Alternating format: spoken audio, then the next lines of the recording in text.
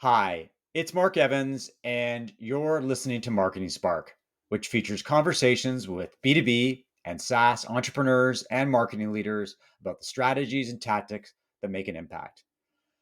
A key part of using LinkedIn is sparking conversations. It's great to publish content, make comments, and connect with people, but the real value, in my humble opinion, comes from talking to people. It sparks ideas, relationships, and opportunities. And sometimes those conversations are so good and insightful that the next obvious step is a podcast. Vince Moreau is a great example. I'm not sure how we connected on LinkedIn, but one thing led to another, and we jumped on a Zoom call. We covered a lot of ground, particularly around brand awareness. Thank you. I don't even know what to say after such an introduction. I learned that I am a marketing leader now, so that makes me feel really good. That's a little bit of ego stroking to set you up for the rest of the day. That's nice. Thanks. Why don't we start with an easy question, a softball question? Tell me about yourself and your marketing journey. I'm Vince. I am French, which you probably cannot hear. I am based in France, and I own and run B2B SaaS marketing agency that's called Scale Crush. We do SEO, content marketing, and we're doing more and more marketing strategy, messaging, and positioning for B2B SaaS company like B2B SaaS and tech companies as a whole. My marketing journey is a little bit weird because I do not have any marketing or business background. So many people in our field, which we will get to discuss at some point probably. And I used to be an academic. I did a master's degree in medieval French literature and I started a PhD in medieval French literature, which I ended up dropping. I did that at McGill University in Montreal. I ended up dropping out because um, the perspectives in the field weren't that great in terms of employment and making money Okay. and eating. And it didn't help that my wife was doing the same things. I ended up working in content because I was a humanities like slash literature guy. And then I learned SEO on the job at an SEO agency, set up my own consultancy, and then grew that into an agency basically. No textbook marketing background here. I sound in many respects like myself. I was a journalist and stumbled into marketing, and now I Exactly. get to call myself a marketer. Sometimes it's a role that I feel uncomfortable about because I don't have Yeah. training and there's a sense of imposter syndrome. Sometimes you just have to fake it till you make it. And I think that's what I've done over the years. I am curious about your agency's shift from SEO and content to messaging and positioning, because the reality is SEO and content are tangible, they're measurable, you can quantify your I know, yeah. performance. Messaging and positioning, on the other hand, they're creative. Sometimes you can't quantify the impact. They're subjective. It's a much more difficult landscape to navigate if you're trying to prove to customers the value that you're delivering. So I would, Explain yeah. why the shift, and how are you migrating the business over from SEO content to messaging and positioning? How much time do you have? There are a few reasons why we made the shift. The first one is that, yes, you're right. I think I never thought of it that way. The fact that it's easier to prove what you're doing and show the value of what you're doing when you're doing SEO and content. That's also maybe why we're doing it. I'm going to explain. The first reason we're doing it is I don't know if it's the first or second, but I'll start with it. So now it's the first. It's very pragmatic. It's the fact that SEO and content are super tough to sell. And they're tough to sell because no one wants to buy that stuff because so many people have been burned over the years by SEO agencies and stuff. That pivoting a business when you've got talent in house, it's not always easy to find work for that talent. And I know I have a great team, and so I want them to work on cool projects and not sell SEO mill type projects where they update meta descriptions.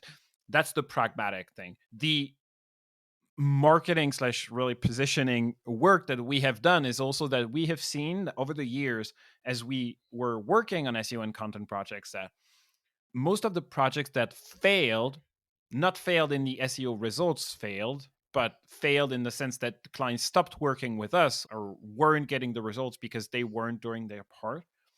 That was because of a lack of marketing strategy in the business.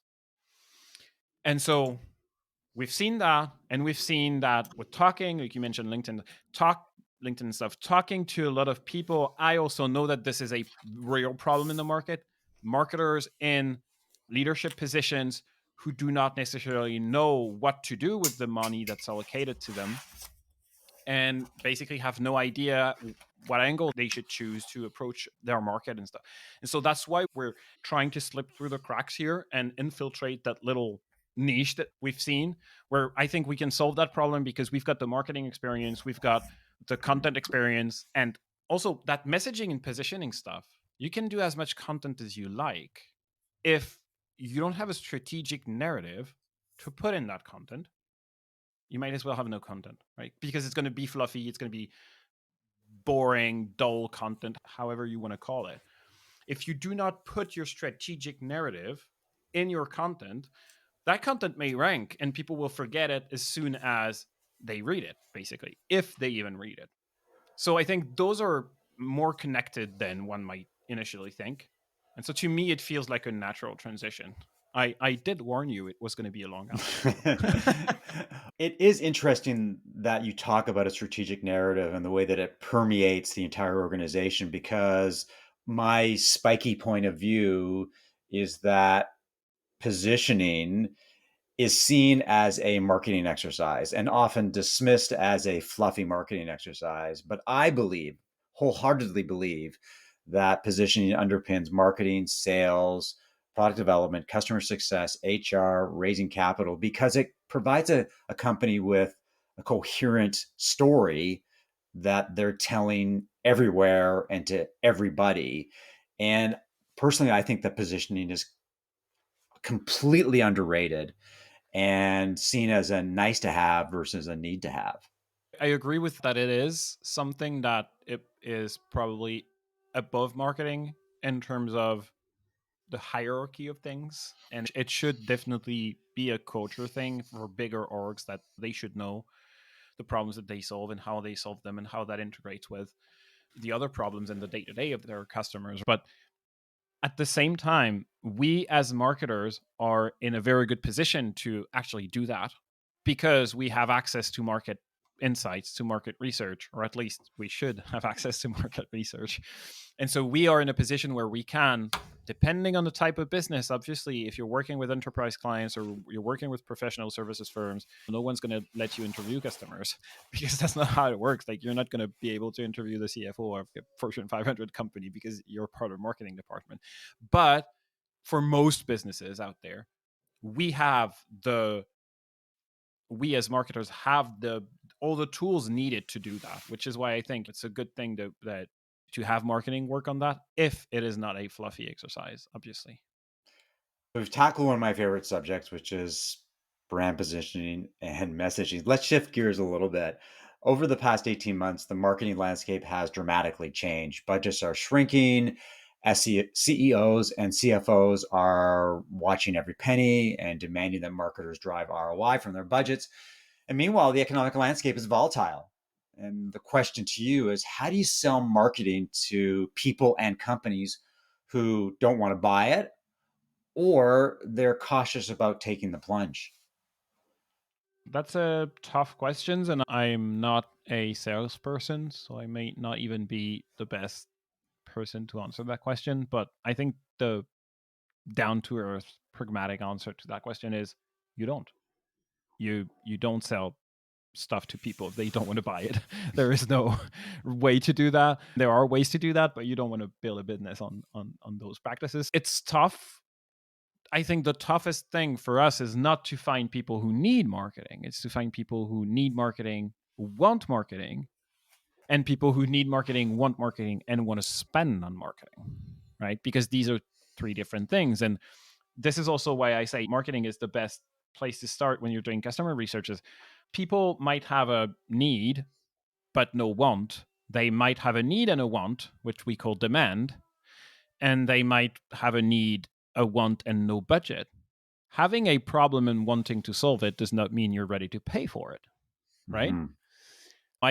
My arm is aching or something, it hurts. Maybe I don't actually want to go to the doctor, or if I go to the doctor and it's 150 euros or $150, then I'm not ready to pay that. And that's problem solved. You can try and sell me that stuff as long as you want.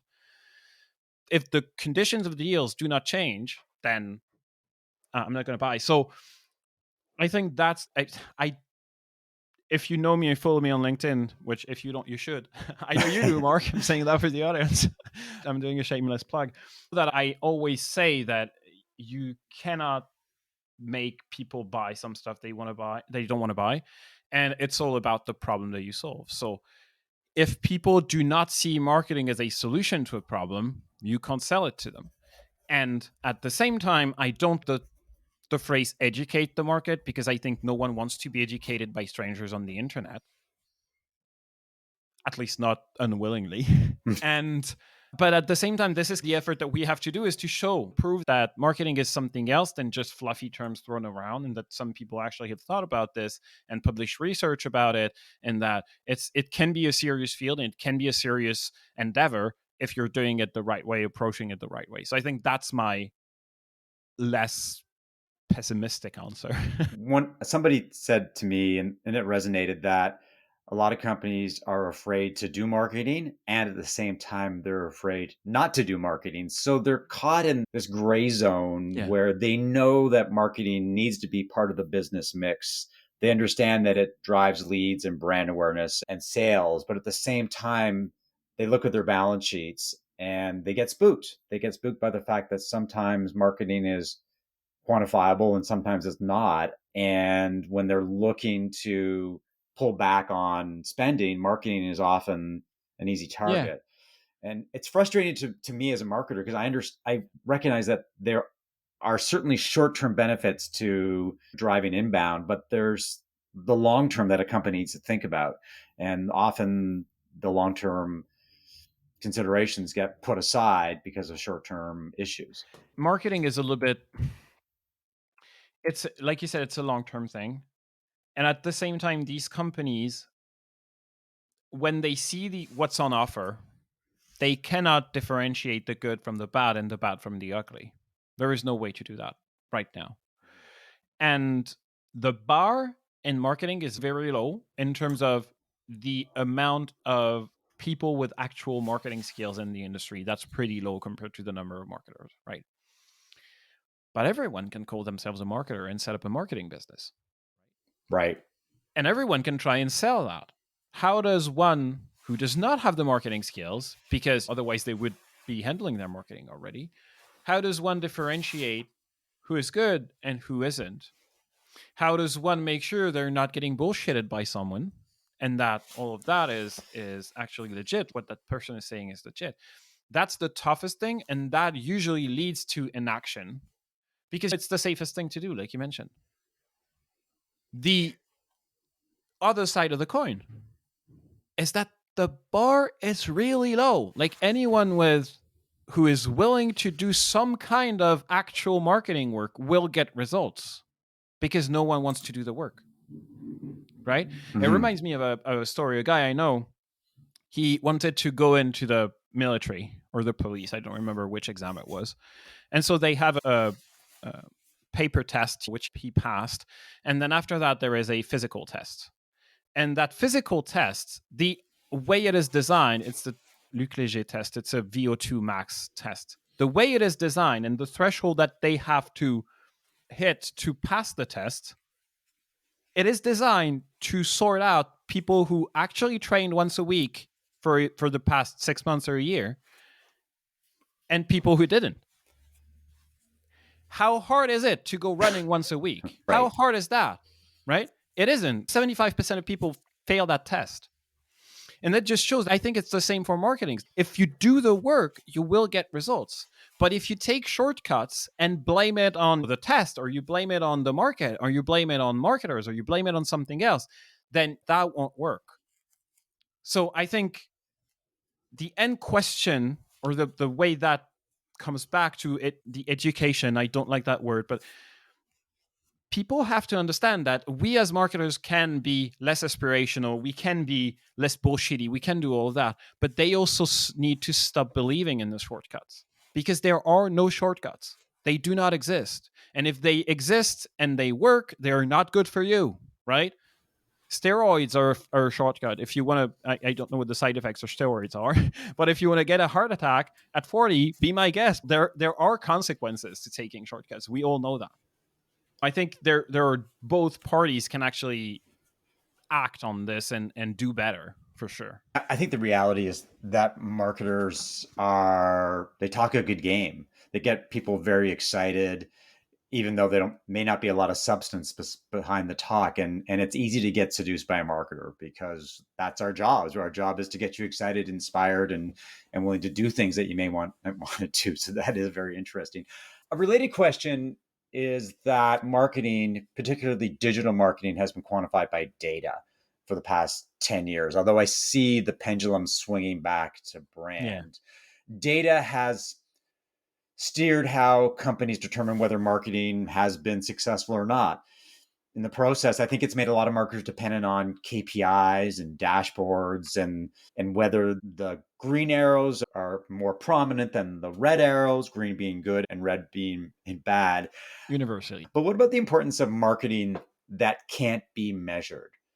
What about marketing that drives brand awareness and brand affinity? For example, beer companies spend millions of dollars on marketing and advertising. They blow their brains out on Super Bowl ads. But it's not like they want to recoup their costs in the short term, because they understand that marketing is a long-term play. They understand that if people are aware of their brand and know that it exists, then the likelihood of them buying a product at some point in time is going to happen. So my question is, how does brand awareness, and this is a big question that we're not going to answer in a short period of time, but how does brand awareness fit into the economic landscape, the marketing landscape, and the focus on ROI? Are we going back in time when marketers like David Ogilvy were hailed as superstars because their work drove brand awareness? What are your thoughts on brand awareness versus this quantifiable marketing that everybody seemed to have leaned into for the last 10 years? So I don't know David Ogilvy because I'm not American. I'm sorry. This is a tough question. And I think my answer is pretty controversial. When you look at what works and what doesn't, because in the end, that's what we want, right? What works and what doesn't. If you look at it that way, where does ROI fit into this? What I'm saying is, what does work mean? And what does success look like? And I think that's the fundamental question that marketers cannot answer. Because for some period of time, it was leads. Everyone's like, leads. And because leads weren't that great, they invented MQLs and SQLs. So there are good leads and then bad leads. And now that we've had MQLs and SQLs, people say, no, it's not leads, MQLs, or it's opportunities. So how is that difference? I don't know. And then that didn't work either. So now they're saying, oh, marketing should drive revenue.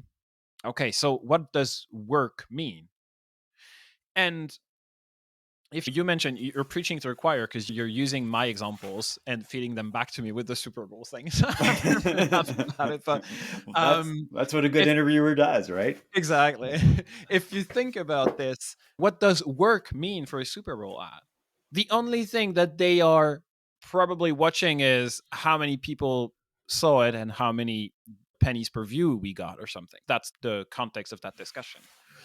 ROI is out of the picture. Like you mentioned it, like it doesn't matter. It's marketing budget. We spend marketing budget. That's it. It's allocated. It's going. So there's that. The issue that I think we've had with marketing budgets and stuff, and again, how much time do you have? Because I can talk about that all night. There is a saying that people sometimes use that says something along the lines of what cannot be measured cannot be improved. That, can I call that an aphorism? Probably. Like that very assertive kind of saying, I think you could argue is pretty false. I can improve lots of things that I cannot measure. If a drawing has no shadows, then I can improve the drawing by putting shadows. And maybe if you're draw way better than me, which you probably do because I suck at drawing, then you can probably put less shadows and still in. Then how do we quantify who added more shadows and less shadows? One counter example, and you see that logic goes out the window. The issue is we've built our entire ecosystem on that premise that what cannot be measured cannot be improved. Let's measure more. So we've got this enormous amount of data. Analytics gives you more data than anyone ever needs. And we don't know what to do with it. So people started saying, yes, but we've got the data, but I've got the good data, right? So this is the MQL versus SQL kind of discussion, right? I've got the good data. And the more pressure is put on budgets, the more people want to measure. Oh yes, but I'm paying $1. What am I paying it to? What is it? Where is it going? And how much is it bringing back? So the minute you start with the idea that measurement is the number one thing you need to do to know whether something is successful, the minute you do that, the minute you force yourself to do more of what is measurable, right? And so you do more of the stuff that doesn't work. When I say doesn't work, it's because there are two things that work in marketing. So when I say work, because I asked the question, is what drives long-term growth? So not growth this quarter or next quarter, but what drives long-term growth? To drive long-term growth, you need two things. You need mental availability. So you need basically space, some kind of space in people's heads. And you need physical availability. So when people think of you, you need to, they can actually buy from you. If you go out of business in the meantime, then sorry. To drive that, ads suck. The measurable stuff just sucks. It does not work. So there is a graph that's famous if you look at it online. It's a long-term growth versus sales activation. So what people call sales activation campaign is, oh, we need more sales next quarter. What can we do, right? So we're going to sell ads, or we're going to do an event, or we're going to do that kind of thing with the sole purpose of driving business and not the purpose of building a brand. When you do that, it spikes like that. And then the minute you don't do events anymore, it just stops, right? You do another event, you get 4 leads, you sell 200K or something more than last quarter, and so on and so forth. The stuff that's measurable isn't great at driving growth. It just isn't. And the problem is that more pressure is put on marketers to drive more business, to play a bigger part in the business, in the bottom line. So what they do is they always cross the next line. It was leads, then it's MQLs, then it's SQLs, then it's like opportunities, which probably proposals or something, I don't know. And now it's revenue.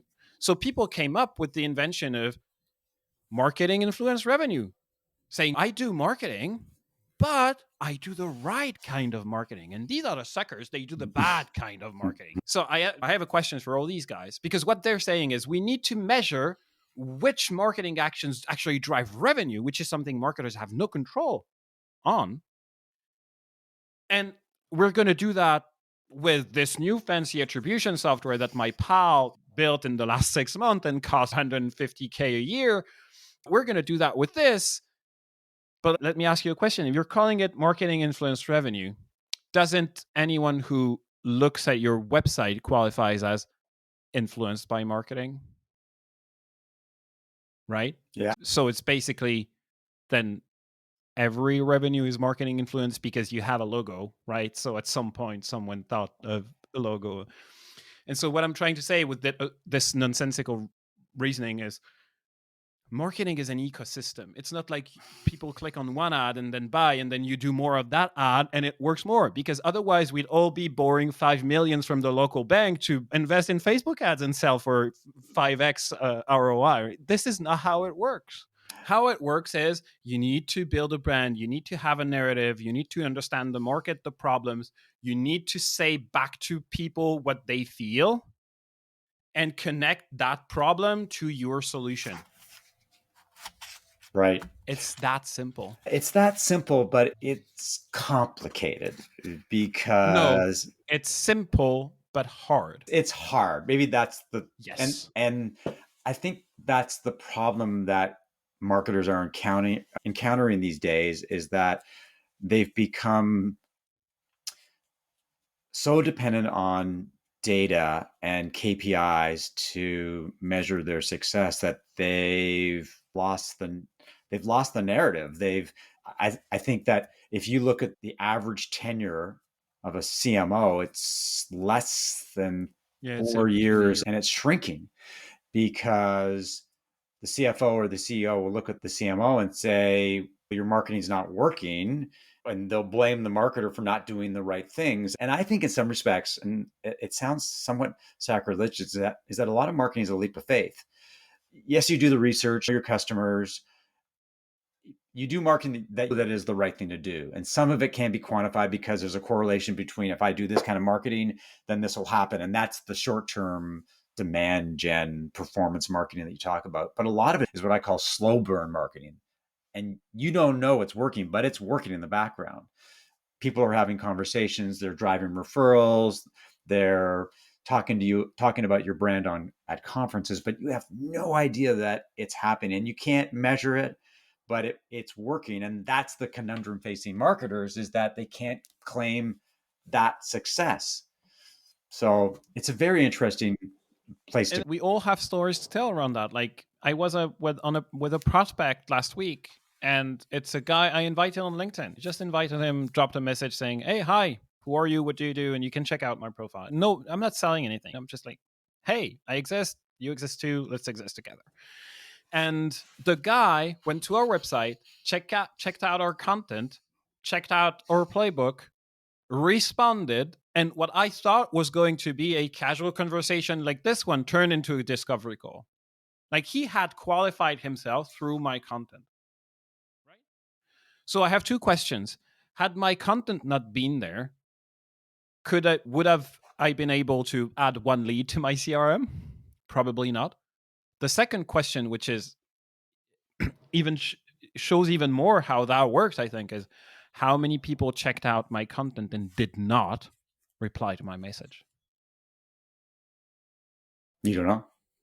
Right? Yeah. So how many times, and this is like the survivorship bias, how many times did my content not influence people the right way? Because I could draw the conclusion that this is great, my content's working because that guy said so. But maybe I put off 99% of people because it's bad content, and that guy is just a statistical mistake.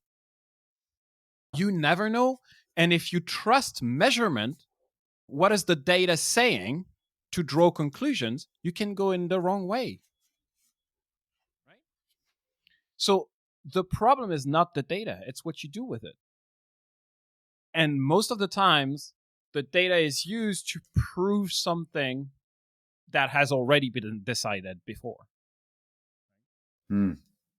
So I use the same reasoning when I work with small businesses, because I do that sometimes. Like people have like high ticket consultancies and stuff, and I help them build their narrative and build their marketing. And I say, like most small businesses or professional services firms, they're relying on referrals. And they always say something along the lines of, oh, we get most of our business from referrals. And I say this: how many times you were referred to someone and they contacted you? Do you know how many times you were referred to someone and they didn't feel you were the right fit, so they never got Right. in touch because your marketing's so bad? Right. You don't know. Maybe it's never. Maybe it's all the time.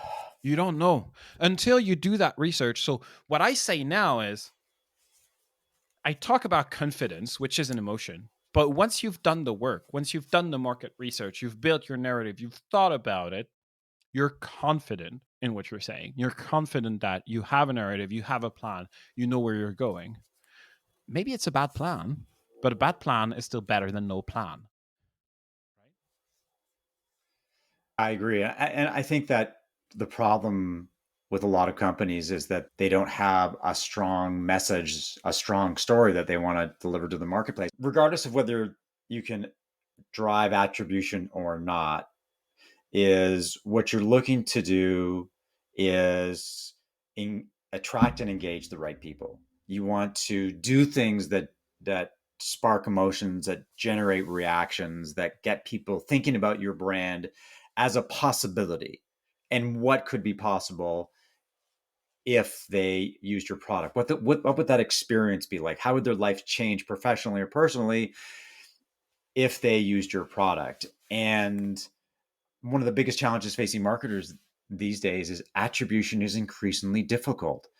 And if you listen to people like Chris Walker, who is banging the drum about dark social and dark web, what he's basically saying is that most of your dashboard information is pretty useless. The replacement that he has is as useless, in my opinion. Why is that? Because his replacement for it is like a self-reported attribution, which he coined as SRA. And the idea is, we'll ask people on a forum where they heard about us.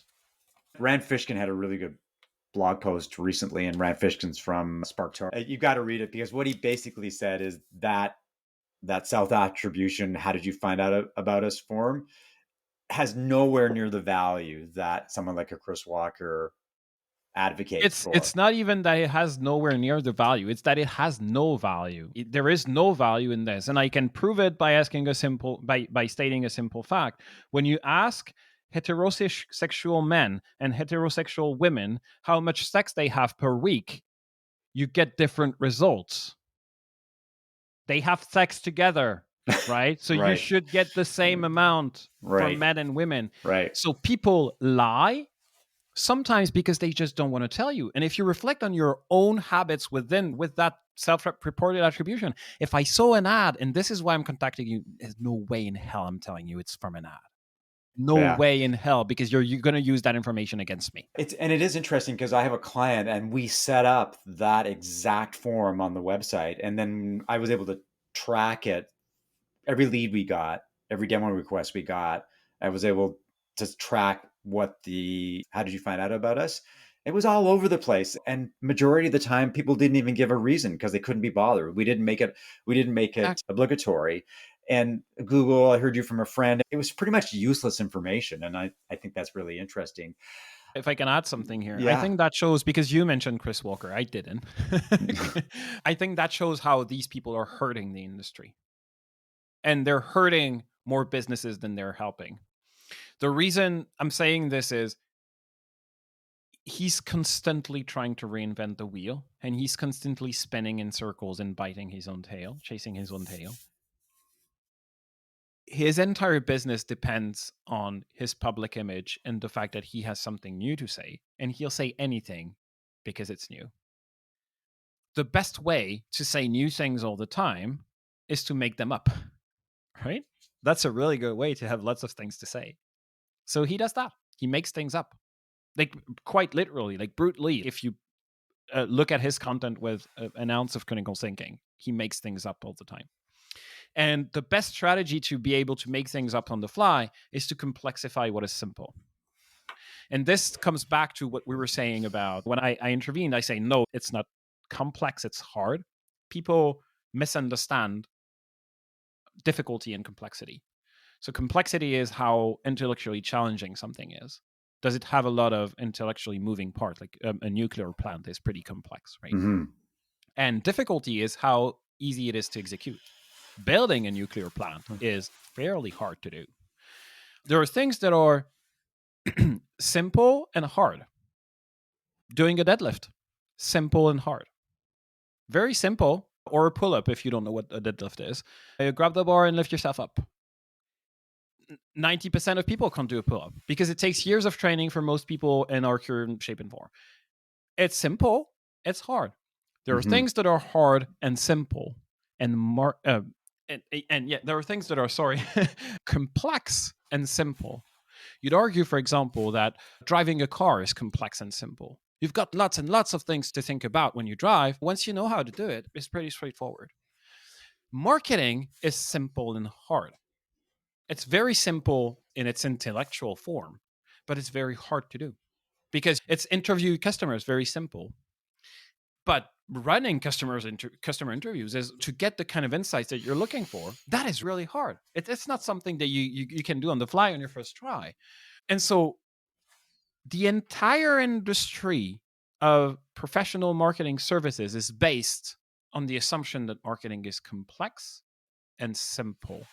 when it is actually complex and easy, sorry, when it is actually simple. And so Chris Walker is always telling you that you do not understand marketing, and this is why you're failing. The reason is the reality is you understand perfectly what marketing is. You're just too bad to do it, which is fine. It's very easy to solve as a problem. Just hire someone who knows. Hmm. And then we circle back to your first question. Just as the Taylor Swift has her army of Swifties that will come to her defense whenever she is attacked in any way, shape, or form. I'm sure that there are an army of Chris Walker Oh, fans that will rally around him and say that what you're saying makes no sense. let them prove it. The Let marketing, them prove it and reason. it's a bit of a tangent here. One of the things that Chris Walker has done is he's done an amazing job of marketing himself. He's a good looking guy. He's very articulate. Chris Walker is a very good marketer. He's a very good marketer, and he has tremendous energy. He is Oh yeah, yeah. everywhere and anywhere, and I give him like 1,000% credit for building his personal brand and using that brand to build his business from scratch. Because remember, he was a marketer, like a corporate marketer, just like you and Yeah, yeah. I a few years ago, and he has jumped on the LinkedIn bandwagon early and hard and wrote it so well. So we can challenge his hypothesis or his theories or his views of the world, but the reality is he's a great marketer, and he's not the perfect marketer. Gary Vaynerchuk, for example, is an amazing self-marketer, but most of the stuff that he says is crap. It's bullshit. But your ability to market yourself does not necessarily translate to your ability to do marketing for other businesses. Exactly. You can be great at building a brand and do all that stuff, but be really bad at providing marketing services. I'm not saying he's bad. I think he's a really good marketer. I just think that he is head deep in this at this point, and it's too costly to go back. Because every time I look at his stuff, it's more and more extreme, and there is a cultish dimension to it as well, as you mentioned. Like there is a cultish dimension, Absolutely, which I do not like at all, like the personality cult and that kind of thing. I'd rather stay away from this myself. It is what it is. We don't have to deal with that problem, fortunately or unfortunately. Final question. Why don't we shift gears to something a little more serious, a little more in depth? Is when we talked earlier, when we originally jumped on our Hey, Get to Know You call, you talked to me about a concept called marketing self-defense. Yeah. And how it's used to do critical thinking to make better marketing decisions. And I thought about it. I went through our transcript and I thought about what does this mean and how did you embrace this philosophy? So can you elaborate on what you mean by marketing self-defense and what can marketers do to start embracing this approach to marketing?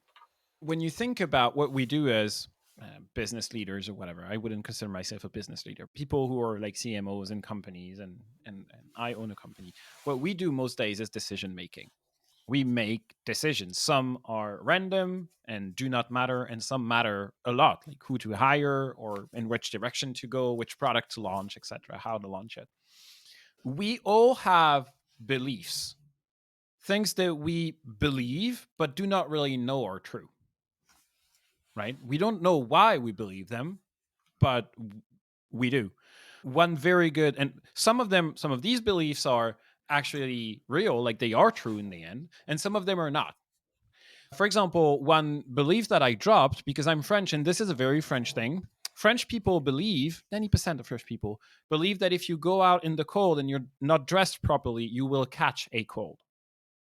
It's a very random thing. I'm using it as a lighthearted example. It's better than a religious one. Okay. And the reality is that this is completely false. Colds, you catch a cold because of a virus. This is just the way it is. Sorry, you can go out in the cold without a coat and you will not get sick. Like I mentioned, religious beliefs or some people who are in cults or some beliefs can have a big impact. What I want with my life is to limit the number of beliefs things that I believe in that are not true. I'm going on a tangent here, but I'm coming back, right? I want to limit the number of things that I believe and are not true. I'm not saying I can remove them completely. I will always believe false things, but I want to believe as few false things as possible in my life. The way to do that is to use the scientific method. It's the method that we've used for the past, 200 years or so, 250 years, and it works really well. We have dropped the mortality rates of children down to something like 1%, 1 to 3%, and it used to be 30%. We have sent stuff on the moon.